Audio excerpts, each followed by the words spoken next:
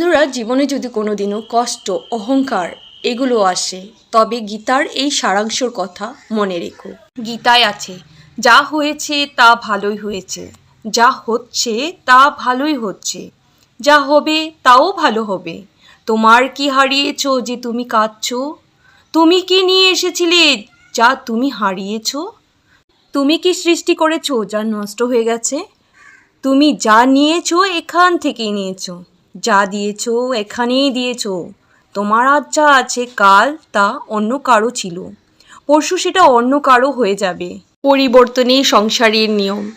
কিন্তু বন্ধুরা, আমরা এই পরিবর্তনটা না মেনে নিয়ে আমরা কেউ অহংকার করছি রূপ নিয়ে, কেউ অহংকার করছি গুণ নিয়ে, কেউ বা অহংকার করছি টাকা পয়সা বড়লোক নিয়ে, কাউকে ঘৃণা করছি তার দরিদ্রতা নিয়ে, কাউকে ঘৃণা করছি তার জাত নিয়ে, তার রং নিয়ে।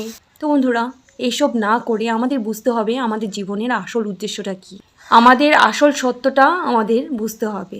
কী নিয়ে লড়াই করব, কী নিয়ে ঘৃণা করব, আর কী নিয়েই বা অহংকার করব? মরলে তো আমরা সবাই একই জায়গায় যাব, আমরা মাটিতেই মিশে যাব, যে যেই ধর্মের হোক না কেন। আর যাব তো আমরা খালি হাতেই, কেউ কিছু নিয়ে যাব না এই সংসার থেকে। হ্যাঁ, দিতে পারি, যদি আমরা কিছু ভালো করে যেতে পারি, সেটা চিরস্মরণীয় হয়ে থাকবে লোকের মনে।